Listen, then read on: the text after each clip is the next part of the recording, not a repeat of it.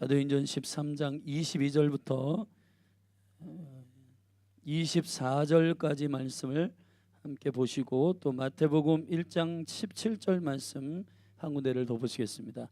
우리 사도행전 13장 22절부터 24절인데 우리 한 목소리로 합독하겠습니다. 시작.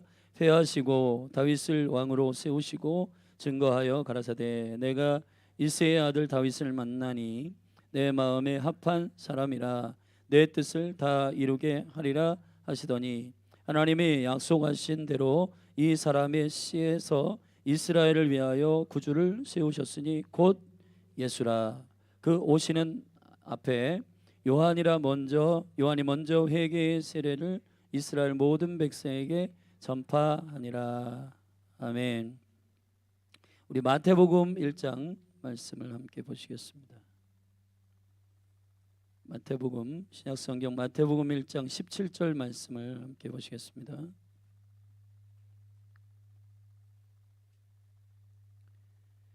같이 한 목소리로 이 말씀도 함께 선포합니다. 시작. 그런즉 모든 대수가 아브라함으로부터 다윗까지 14대요 다윗부터 바벨론으로 이거할 때까지 14대요 바벨론으로 이거한 후부터 그리스도까지 14대더라. 아멘. 기도의 집이 이제 시작된 지 딱 만으로 14년이 됐습니다. 2011년 1월 16일에 교회는 창립됐고 그때가 수요 예배 때인데 그때 예배는 시작됐고요. 그리고 그 주일에 창립 예배를 드렸습니다. 그리고 7월 1일부터 이제 기도의 집에 부르심을 쫓아 하루에 3번씩 예배하는 기도의 집의 사명과 부르심은 그해 2021년 7월 1일부터 시작됐습니다. 왜 7월 1일인가? 1월에 교회를 개척하고 사실은 기도의 집에 전혀 마음과 비전이 없었어요. 저와 우리 사모님이 이제 기도하는 가운데 대전교회를 10년 섬기고 청년들을 섬기던 시즌이 끝나고 이제 다음 시즌으로 가라는 음성을 제가 들었습니다. 그래서 담임 목사님께 말씀드리고 교회를 캠퍼스 앞에 개척한 것이 2011년 1월 16일입니다. 2달 만에 개척이 됐고 2010년 12월까지 사역을 했기 때문에 사실은 한 2주, 3주 정도 시간을 준비하고 교회를 개척하였습니다. 그리고 한 2개월 정도 교회를 개척한 이후에 함께 그 개척 멤버가 몇 분 계셨는데 그분들과 함께 기도하면서 계속해서 몸된 교회가 캠퍼스의 다음 세대를 깨우는 그 사역과 은혜들을 풀어가도록 중보하고 있을 때 한 3월쯤 됐나요? 그때 새벽에 저에게 하나님께서 이스라엘을 위한 중보하는 기도의 집을 네가 비전을 받아내야 된다 하셨습니다. 그래서 이스라엘을 위한 기도의 집이 뭐지라고 의문을 품었지만 제 내면에 분명한 주의 음성이기 때문에 주님 그러면 이것이 저의 부르심인지를 확인하기 위해서 컨펌을 주십시오 하고 몇 개월 아내에게 나누고 기도했습니다. 그런 가운데 한 컨퍼런스에 가서 하나님께서 한 기도자에게 기도를 받으라는 감동이 있었고 그분이 저에게 기도를 해주시는 가운데 목사님 무궁화가 제게 좀 비전으로 보이는데 그것이 국가적인 일을 위한 목사님의 부르심 같고 이것이 목사님의 새로운 비전의 방향인 것 같습니다라고 저를 축복하고 기도해 주었습니다. 그 기도를 한 다음에 제가 무궁화를 쳐봤죠. 그랬더니 이 무궁화는 한국의 꽃이기도 하고 이스라엘의 꽃이었습니다. 그래서 제가 그 이야기를 딱 듣는 순간 제 영이 이게 그 기도의 집에 대한 컨펌임을 제 영이 알게 됐습니다. 그래서 이렇게 무궁화가 개화하는 7월 1일부터 우리가 순종하자. 그래서 교회에 선포하고 7월 1일부터 하루 3번씩 기도하며 나아갔습니다. 사실은 그때 당시에는 기도의 집이라든지 이스라엘 뭐 이런 영적 코드가 사실 한국 교회에게 있어서 낯선 것이었고 또 그러한 이해가 깊이 있게 있지 않았습니다. 많은 교회들이 대체 신학의 그 브라인드에 있었고 또 그런 차원에서의 이스라엘과 중보의 기도의 집은 사실은 보편적 사역이 아니었습니다. 그러나 하나님의 부르심이기 때문에 하루 3번 기도하기로 결정하고 나아갔습니다. 사실은 한 7월 1일부터 시작하니까 한 6개월 사이에 많은 성도들이 모였었는데, 그 중에서 이 기도의 집에 대한 비전을 선포할 때 많은 영혼들이 교회가 이상한 방향으로 간다 하고 많은 분들이 일반적인 교회로 이렇게 가시는 일들도 있었어요. 근데 이제 그때부터 마음이 쉽지는 않았지만, 그래도 하나님의 부르심이니까 이것을 계속 믿음으로 취하고 가야 된다는 마음을 가지고 기도의 집을 14년 차 오늘까지 주님의 부르심 안에 있게 된 겁니다. 그 사이에 많은 일들이 있고 또 많은 예배자와 중보자들이 이곳을 통해서 거쳐갔는데, 그런 사역들을 통해서 또 이 몸된 교회 안에 있는 예배자와 중보자들 안에도 부담과 짐들과 마음의 어려움들이 있었는 줄로 알아요. 그러나 여러분, 14주년 차 우리가 이 시간을 보내면서 하나님 우리를 깎으시고 성숙하게 하신 주의 은혜를 찬양합니다. 할렐루야. 그 이제 두 번째 텀으로 들어가는 14년 차 또 다른 두 번째 텀 가운데 하나님이 말씀하시는 음성을 잘 듣고 순종하는 몸된 교회가 되기를 예수 그리스도의 이름으로 축원합니다. 무궁화에 대해서 들었을 때 제가 찾아본 결과 저의 조상이죠. 이렇게 생물학적 조상인데 이제 남궁 억씨가 있어요. 그 그림을 좀 띄워주시면 한서 남궁억 이분입니다. 뭐 우리 조상을 자랑하려고 한 건 아니고요. 이분이 1863년에 태어났어요. 조선 말기에 태어나셨는데 이제 1938년에 돌아가셨으니까 이제 그 돌아가시기 전까지 독립운동하고 또 그 독립신문 서재필 씨 그런 분들과 함께 독립운동하고 고종 황제의 그 통역사이기도 하고 영어를 잘했나 봐요. 통역사이기도 하고, 그리고 이 서울에 가면 파고다 공원인데 파고다 공원 그 남대문 그 길들을 내는데 설계하고 그다음 파고다 공원 그거를 짓는데 설계하는 건축사였기도 하신 분입니다. 장로님이신데 이분이 신앙과 믿음이 너무 좋아서 호를 한서라고 했는데, 한서는 무슨 뜻이냐면 서쪽으로부터 배운다라는 뜻입니다. 그래서 그 복음, 하나님의 성경, 기독교의 그 생명의 가치를 받아들여서 우리 대한민국이 하나님의 부르심 안에 있기를 간절히 갈망했어요. 그래서 우리가 그 애국가를 보다 보면 무궁화 삼천리 화려강산 있잖아요. 그 가사들을 적극 추천했고 이 무궁화에 대해서 극진한 사랑을 가진 분입니다.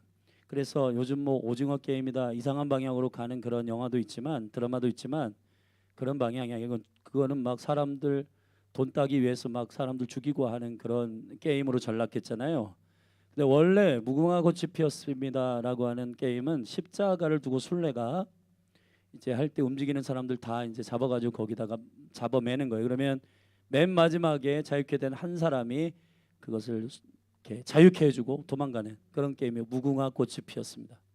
그 게임을 만든 것도 사실은 그 일제치하 안에서 복음의 그 온전한 십자가와 부활의 영광을 다음 세대가 잘 놀이를 통해서 경유했으면 좋겠다, 공유했으면 좋겠다라고 생각한 그 기도하다가 생각한 게임이라고 해요. 아무튼 무궁화를 사랑하고 이 무궁화를 위해서 보급하기 위해서 저기 강원도 홍천에다가 모곡학교라고 학교도 짓고 그리고 무궁화 보급 운동을 시작하신 분입니다. 우연인지 필연인지 저는 필연으로 믿음으로 봤지만 남궁 억씨. 그래서 이번 휴가는 우리 자녀들이 목사님 아빠 어디로 휴가를 가요? 거기 기념관 한번 가보려고 합니다. 여기 세 자녀 데리고 강원도 홍천에 한서 기념관인데 거기 가서 한번 남궁 억씨가 어떻게 나라와 민족을 위해서 기도하고 그분이 순종했는지를 우리 함께 보려고 합니다. 제가 왜 서론에 이런 얘기를 하는가? 열린하늘 교회가 대전 기도의 집에 부르심을 입은 그 컨펌이기 때문에 여러분에게 잠깐 소개하고, 대전 기도의 집은 아까 우리 선교사님도 선포했지만 이스라엘과 열방을 위한 깨어있는 파수하는 중보의 몸으로 부르심을 입었음을 선포합니다. 그리고 그 일을 계속 주님 오시는 날까지 행하는 몸임을 예수님의 이름으로 축복하고 선포합니다. 아멘. 이스라엘의 꽃이 샤론이에요. 이 오른쪽에 보면 빨간 색깔 그게 이제 샤론이고 왼쪽에 무궁화. 이스라엘과 대한민국이 연결되어 있고 1948년에 건국된 동일하게 국가가 세워진 민족입니다. 마지막 때에 주목해야 할 두 나라, 제가 대한민국 사람이기 때문이 아니라 하나님은 성경 안에서 그러한 몇 번의 컨펌을 통해서 실제 대한민국과 이스라엘이 굉장히 중요한 주의 오심의 길을 예비하는 국가임을 컨펌하셨습니다. 오늘 그 메시지가 아니기 때문에 제가 순차적으로 그 부분들은 나중에 말할 시간에 말씀을 드리겠습니다. 아무튼 대전 기도의 집으로 허락된 7월 1일이 14년 만으로 14년 된 겁니다. 14년 된 이 열린하늘교회 대전 기도의 집이 그러면 다음 단계 이제 15년 차부터 두 번째 텀으로 들어가는 이 시즌에 우리는 뭘 해야 되는가에 대하여 오늘 이 감사 예배 가운데 여러분과 나누기를 원합니다. 먼저 14라고 하는 숫자에 대한 영적 의미를 성경 안에서 함께 찾아서 나누기를 원합니다. 오늘 우리가 읽은 마태복음 1장에 보면은 예수님의 족보가 나옵니다. 사실 마태, 마가, 누가, 요한은 예수님의 동서남북의 방향에서 그리스도가 누구이신지를 계시하는 네 사도의 보고입니다. 마태는 예수가 왕이심을 선포하는 사자복음으로서 예수가 왕이시고 그분이 유일한 메시아이심을 선포하는 계시로 마태복음 1장을 시작하고 있습니다. 이렇게 시작하죠. 아브라함과 다윗의 자손 예수 그리스도의 세계라. 할렐루야. 그리고 오늘 우리가 읽은 17절까지 족보를 쭉 열거하고 있습니다. 여러분 이 족보에 여러 가지 특징이 있는데 그중에 여인들이 5명 나오는 거, 뭐 족보에 사실 여인들이 들어가기가 쉽지 않은데 여인들 5명이, 그것도 가장 추잡하고도 윤리와 도덕으로 어긋난 여인이 5명 등장하는 것. 그리고 굉장히 중요한 특징이 하나 있는데 그것은 6절에 이새는 다윗 왕을 낳으니라 할 때 솔로몬도 왕이고 여호사밧도 왕인데 뒤에 왕들의 이름이 쭉 열거하지만 왕이라고 표현하지 않습니다. 마태는 유일하게 다윗만을 왕이라고 선포합니다. 이 족보부터 다윗을 집중하고 있습니다. 왜 그럴까요? 예수 그리스도가 온 열방의 왕이시며 할렐루야, 온 이스라엘의 왕 되심을 선포하는 사자복음, 왕의 복음이기 때문입니다. 자, 그 복음을 요약할 때 예수님이 42대 만에 오셨는데 42대 만에 오신 이걸 17절 한 절로 요약했어요. 아브라함부터 다윗까지 14대, 다윗부터 바벨론으로 이거할 때까지 14대, 그리고 바벨론이 이거한 후부터 그리스도까지 14대, 14대 42대 만에 그리스도가 오셨습니다. 성경에서 14라고 하는 숫자는 굉장히 의미 있는 숫자입니다. 7이 2번 겹쳐 있는 이중적 의미를 갖고 있고 7은 완성된 의미를 가진 데다가 7이 2번 연거푸되어 있는 14년은 성경 안에서 매우 중요한 의미를 내포하고 있습니다. 예를 들어 보십시다. 먼저 요셉의 14년을 우리가 보면 요셉은 사실은 총리가 되기 전에, 되고 난 다음에 바로의 꿈을 꾼 그 7년의 흉년과 7년의 풍년과 7년의 흉년의 24년을 통해서 그는 애굽 땅에 하나님의 나라를 심는 강력한 14년의 시간을 보냈습니다. 그 14년이 애굽을 완전히 하나님의 생명의 질서로 뒤집어 엎는 개혁을 일으키는 14년이었습니다. 야곱의 14년을 보면 야곱은 사실 실제 네 아내가 있었지만 엄밀히 따지면 두 아내예요. 본처는 레아이고 그리고 라헬입니다. 그리고 그 몸종들이었던 빌하와 실바가 그 여종들로서 아이를 낳아 12아들을 낳았는데 그 11번째 아들이 요셉이었고 12아들을 낳는 그 가정 속에서 제일 먼저 사실은 야곱은 라헬에게 꽂혀서 사랑했어요.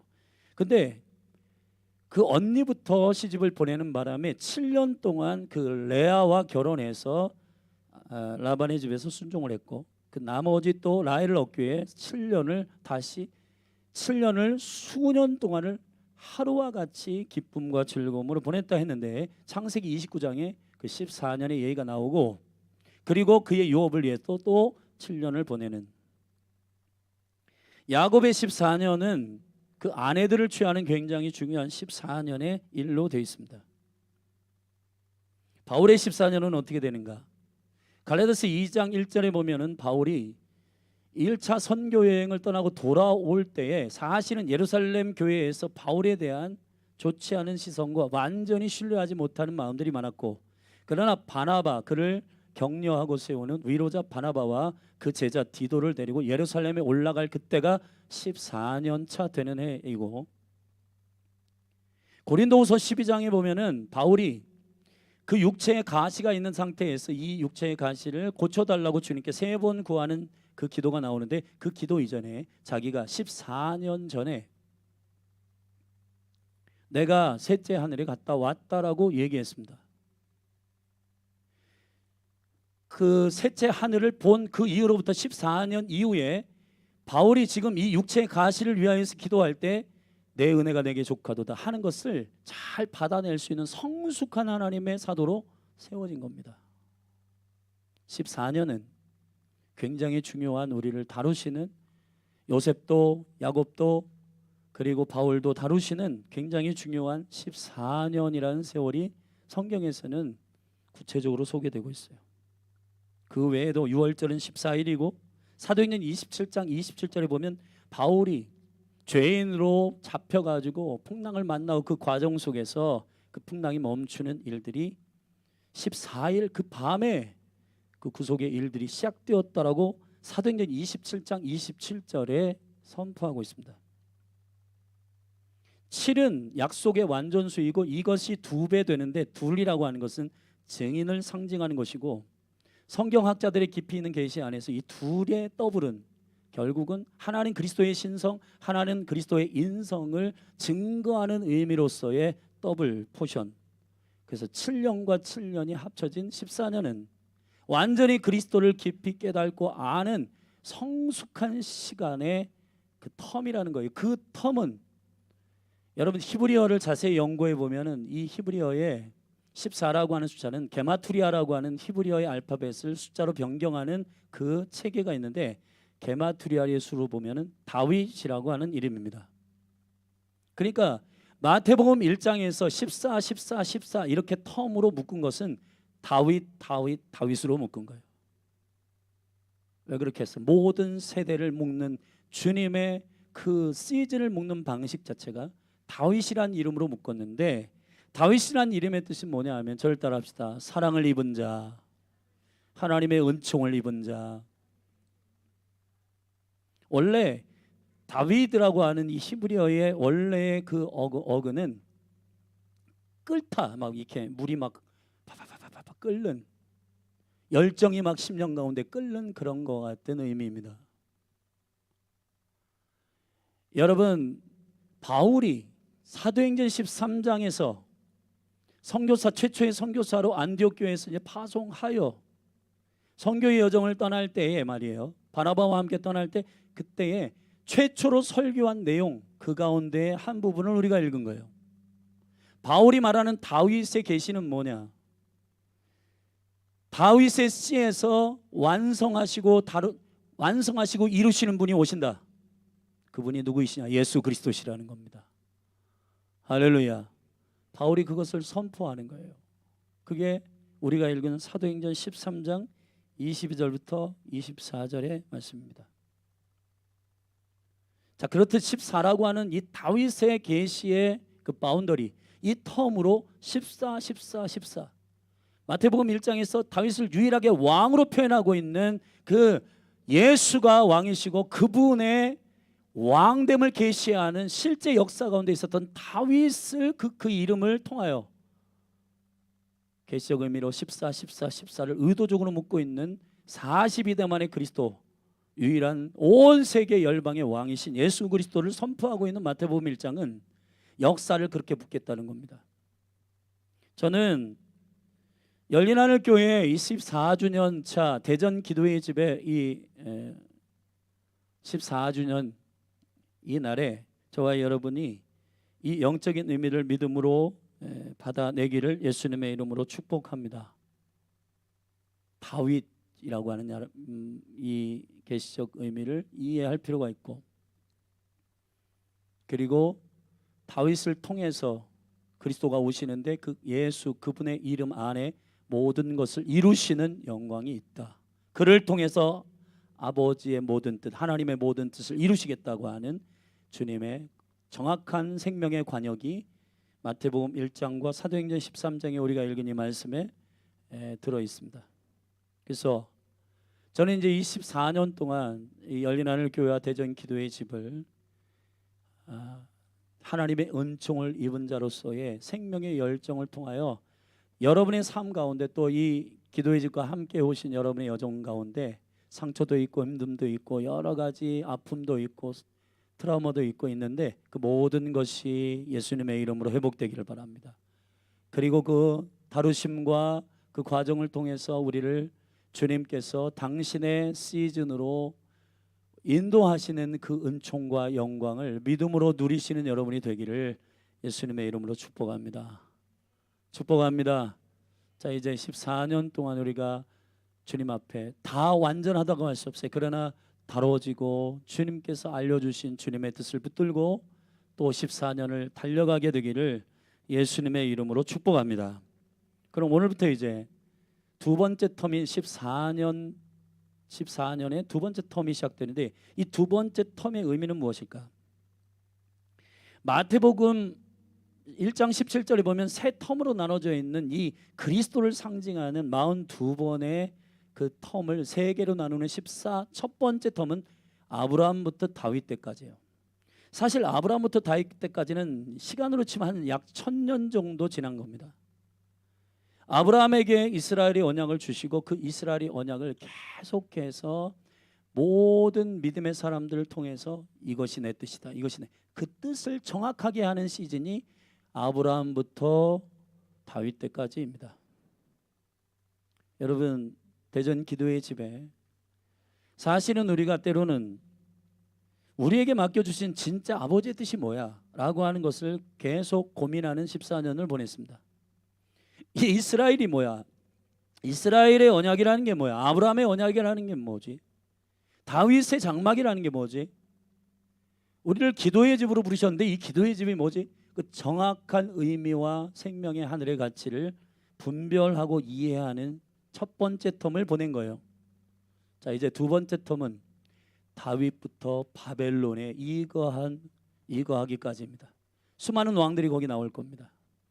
이거를 이제 실행하는 시즌으로 하나님께서 이 두 번째 텀을 여신 것이라 믿습니다. 할렐루야. 다윗 때부터 하나님 나라가 확장됩니다. 사실 첫 번째 사울 왕은 그때까지 아직 하나님의 계획과 비전을 사울 왕이 온전히 이해하지 못했어요. 사울은 그래서 폐위됩니다. 다윗의 영, 다윗의 기름 부음, 하나님의 나라가 뭔가, 하나님의 나라가 어떤 것인가, 그건 탐욕의 세계인가, 욕심의 세계인가? 아니에요. 나의 개인을 성공시키는 세계인가? 아니에요. 하나님의 나라와 그 의, 사울이 하나님께 부분적으로 순종하면서 조금씩 하나님의 뜻과 빗나가고 있는 그것을 하나님이 안 되겠다 하고 폐위시킨 겁니다. 자, 다윗 때까지, 아브라함부터 다윗 때까지 이 첫 번째 텀은 하나님의 뜻이 무엇인지를 정확하게 하기 위한 첫 번째 텀이에요.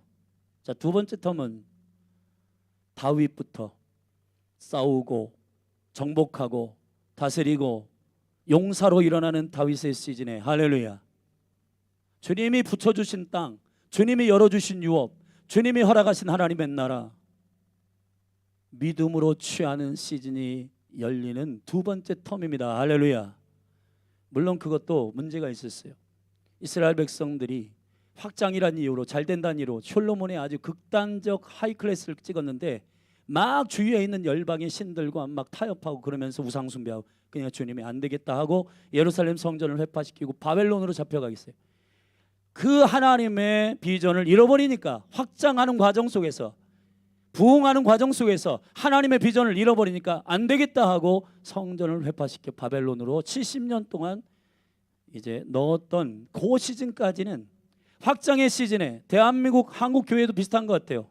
만배의 성장을 받고 와 성장했고, 와, 수많은 하나님의 사람들이 예수 믿고 막 주께로 돌아오고, 열방의 선교사들을 인구 비율로 제일 많이 보내고, 자, 그러한 한국 교회 가운데 성장하고 확장하고 부흥했는데, 그 원래의 오리지널 가스펠, 원래의 하나님의 뜻을 잃어버리다 보니까 하나님께서 이제 그게 아닌데 계속해서 경고하고 계시는 그러한 시간을 한국 교회가 지금 보내고 있다고 생각되어져요. 지금 주께로 돌이키고 회개하고 돌아가서 예수의 비전으로 다시 돌이키면 한국 교회가 마지막 때에 올곧게 쓰임 받는 영광스러운 교회가 될 줄로 전 믿습니다. 아멘. 할렐루야. 그래서 이 두 번째 텀, 다윗부터 바벨론에 이거하는까지 이 시즌은 확장과 부흥과 그리고 정복과, 할렐루야, 전쟁의 시즌입니다. 여러분, 이미 이김을 주신 예수 그리스도의 능력 안에서 여러분에게 주신 모든 신령한 복을 취하기를 주님의 이름으로 축원합니다. 그리고 바벨론부터 그리스도까지는 완성의 세 번째 텀 의미로 42대 만에 그리스도가 오셨습니다. 지금 두 번째 왕으로 오신 그리스도의 텀도 그와 같을 것입니다. 사도행전을 자세히 살펴보십시다. 사도행전 2장에서 첫 번째 텀의 영적인 계시와 맞물려 있는 베드로의 설교를 자세히 읽어보면 다윗에 대해서 이렇게 설명하고 있어요. 우리 한번 읽어보십시다. 사도행전 2장을 좀 여러분이 가보셔서, 사도행전 2장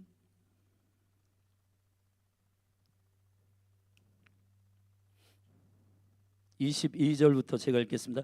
이스라엘 사람들아, 이 말을 들으라. 너희도 아는 바에 하나님께서 나사렛 예수로 큰 권능과 기사와 표적을 너희 가운데서 베푸사 너희 앞에서 그를 증거하셨느니라. 그가 하나님의 정하신 뜻과 미리 아신 대로 내어준 바 되었거늘 너희가 법 없는 자들의 손을 빌어 못 박아 죽였으니 하나님께서 사망의 고통을 풀어 살리셨으니 이는 그가 사망에서 매어 있을 수 없음이라. 다윗이 저를 가리켜 가로되 내가 항상 내 앞에 계신 주를 배웠으며 나로 요동치 않게 하기 위하여 그가 내 우편에 계시도다. 그러므로 내 마음이 기뻐하였고 내 입술로 즐거워하였으며 육체는 희망에 거하리니 이는 내 영혼을 음부에 버리지 아니하시며 주의 거룩한 자로 썩음을 당치 않게 하실 것이미로다. 주께서 생명의 길로 내게 보이셨으니, 절답사 주께서 생명의 길로 내게 보이셨으니. 자, 베드로가 보는 다윗의 시점은 하나님의 우편에 정확하게 서서 주님의 비전과 뜻을 이해하는 왕이었습니다. 아멘.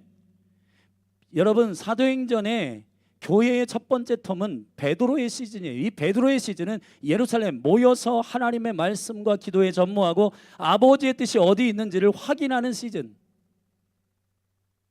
그러나 두 번째 시즌은 바울을 통해 안디옥 교회, 선교하는 교회의 두 번째 시즌으로서 두 번째 텀은 나가서 확장하고 돌파하고 정복하고 복음 전하고 증거하고. 아멘.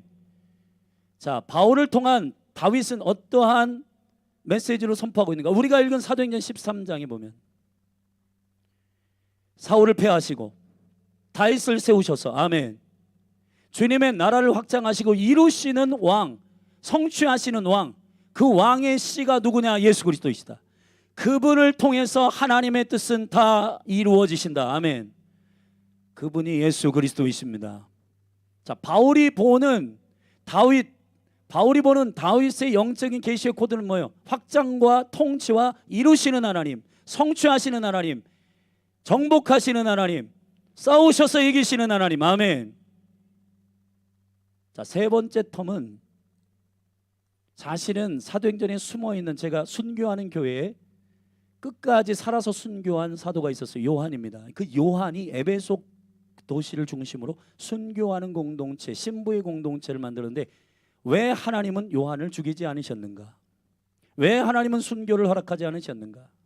요한의 메시지를 자세히 들어보면 요한이 사도행전에서는 사실 베드로 때에도 그냥 중보자로 뒤에서 따라갔어요. 여러분, 40년 동안 안진뱅이로 있었던 그 영혼에게 같이 베드로와 요한이 함께 있었는데 요한은 한마디도 하지 않습니다. 베드로가 다 얘기해요. 할렐루야.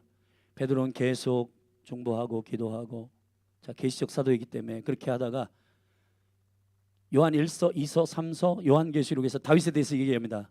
빌라델피아 교회를 향하여 말하기를 다윗의 열쇠를 가지시니가. 아멘. 그가 열면 닫을 자가 없고 그가 닫으면 열 자가 없느니라. 자, 요한의 입에서 선포되는 다윗은 뭐냐? 완성하시는 그리스도, 그 모든 주권을 가지고 있는 그리스도에 대해서 요한은 선포하고 있어요. 자, 여기 첫 번째 텀 베드로에게 선포되고 있는 다윗의 메시지는 뭐예요? 주의 보좌의 우편에 앉아 그분의 뜻이 뭔지, 주 예수 그리스도의 생명의 길이 뭔지를 확인하는 텀이고, 두 번째 바울에게 열리는 이 확장과 부흥과 성취, 예수 그리스도를 통해서 성취하시는, 과격하게 선교하고 과격하게 열방을 받고 이스라엘을 섬기는 강력한 통치와 선포와 다스림과 부흥의 역사, 증거하고 부흥하고 전도하고 선교하고, 할렐루야. 그 두 번째 텀에 바울은 다윗을 뭐라고 했냐? 하나님의 뜻을 이루는 왕, 그의 씨가 나오는데 그가 예수시다. 그분을 통해서 아버지의 모든 뜻을 다 이루실 것이라. 아멘. 사랑하시는 여러분, 열린 하늘교회 두 번째 텀은 그러면 여기서 드러났어요. 어떤 거냐?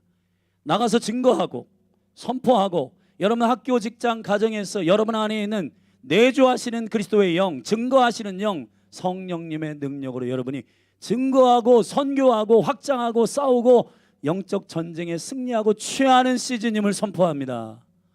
선포합니다. 이 두 번째 텀에 열린 하늘교회 대전 기도의 집이 그 입구를 열고 들어갑니다. 여러분 한 분 한 분의 삶도 이와 동일하게 그 시즌이 열릴 것을 선포합니다. 지금 교회에 여호수아가 선포되고 있는데, 이 여호수아는 정복의 시즌의 스피릿입니다. 기가 막히게 하나님께서 동일한 생명의 말씀의 시즌에 합당한 말씀을 우리에게 주시고 있음을 선포합니다. 두 번째 텀 바울을 중심으로 한 다윗에 대한 생명의 선포, 그리고 마지막 텀은 예수 그리스도를 위해서 기꺼이 담대하게 죽는 순교의 메시지가 요한을 통해서 선포되는 마지막 텀인데, 그 마지막 텀엔요, 요한이 계시록에서 다윗에 대해서 선포합니다. 그 일곱인이 떼지는 요한계시록 5장에서 이렇게 말합니다. 유다의 자손이며 다윗의 뿌리에서 나신 이가. 할렐루야. 사랑하시는 여러분, 우리는 지금 14년에 우리를 깎으시고 성숙하게 하시는 주님의 비전을 끝까지 생명을 가지고 붙드는 주님의 뜻을 분별하는 14년을 보냈습니다. 그래서 여러분, 저는 이렇게 연합이라고 얘기할 때 좀 관역에서 빗나간 연합을 딱 알겠어요, 뭔지. 다윗의 장막이라고 다들 얘기하는데, 다윗의 장막이라고 말하는데 그 관역에서 살짝 빗나간 게 뭔지를 알겠어요. 예배라고 말하는데 그 예배가 주님이 말씀하시는 그 뜻의 예배가 아님을 그냥 재용이 알겠어요. 기도라고 말하는데 그 기도가 진짜 하나님께서 말씀하시는 그분의 뜻으로서의 기도인지를, 긴지 아닌지를 분별하겠어요. 그 사람의 비전이 하나님 나라 맞물려 있는 하나님의 나라와 그 의의 비전인지를 알겠다고. 여러분 24년 동안 몸된 교회 안에 계속해서 기도다운 기도, 예배다운 예배, 다윗의 장막다운 장막, 이스라엘의 언약에 합당한 온전한 뜻을 분별케 하신 주님을 찬양합니다.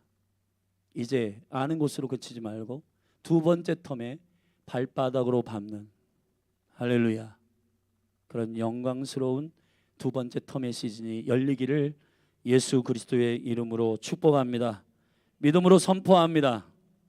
그러면 확장과 성취와 정복의 이 시즌, 두 번째 시즌에 우리는 뭘 해야 되는가? 목사님 새로운 프로그램, 새로운 거 없나요? 그렇게 할 필요가 없습니다. 여전히 하나님의 뜻을 이루시는 분은 유일한 예수 그리스도 한 분뿐이시다 고백하시고 선포하며 그 땅을 믿음으로 취하시면 되는 겁니다. 다른 이름을 부르지 마십시다. 여전히 오직 그 뜻을 이루시는 분이 주님이심을 선포하십시다. 그리고 여러분 안에 거주하시고 내주하시는 그분의 이름의 영광을 믿고 여러분의 가정과 기업을 섬기십시다. 여러분의 직장에 가서 실질적으로 그 영혼들에게 복음을 증거하고, 그리고 그렇게 움츠려 있었던 여러분의 그 관계와 모든 것들을 확 열어서 확장과 부흥과 여러분에게 성령이 말씀하시는 인도하심대로 복음을 증거하고 선교하고 구제하고 영혼들을 섬기는 확장과 성취의 시즌이 열릴 것을 선포합니다. 프로그램이 필요한 게 아닙니다. 여기 제가 이렇게 주님의 마음을 받아서 그대로 적었습니다. 우리 같이 읽어보십시다. 시작. 정복과 확장 성취의 시즌에서 외치라. 밑에입니다. 시작. 여전히 하나님의 뜻을 이루시는 분은 예수와이십니다. 아멘이십니까? 우리가 주의 이름으로 나가서 확장과 통치와 선포할 때 여전히 이 일을 성취하시는 분, 온전케 하시는 분은 예수 그리스도, 그분만 증거하기를 바랍니다. 그분만 높아지기를 축원합니다. 그것이 대전 기도의 집의 거룩한 외침임을 선포합니다. 우리 두 가지의 하나님 주신 말씀을 우리가 읽고 같이 찬양하고 기도하십시다. 요한복음 14장 6절입니다. 다 같이 일어나실까요? 일어나셔서 이 말씀을 좀 선포하십시다. 우리 같이 읽겠습니다. 시작. 예수께서 가라사대 내가 곧 길이요 진리요 생명이니 나로 말미암지 않고는 아버지께로 올 자가 없느니라. 시즌과 텀이 바뀐다고 해서 이슈가 바뀌고 이벤트가 바뀌는 게 아닙니다. 두 번째 텀도 여전히 예수를 노래하고 송축할 때 돌파될 것입니다. 두 번째 텀도 오직 주님만 증거하기로 결정하는 순전한 마음이 유지될 때 가능할 것입니다. 아멘이십니까? 주님만 높여드리십시다. 두 번째 텀에도 주님만 높여드리는 여러분이 되기를 축원합니다. 우리 이사야 42장 1절부터 4절의 말씀입니다. 하나님이 인정하신 유일한 이름 종이십니다. 우리 같이 읽겠습니다. 시작. 내가 붙드는 나의 종, 내 마음에 기뻐하는 나의 택한 사람을 보라. 내가 나의 신을 그에게 주었은즉 그가 이방에 공의를 베풀리라.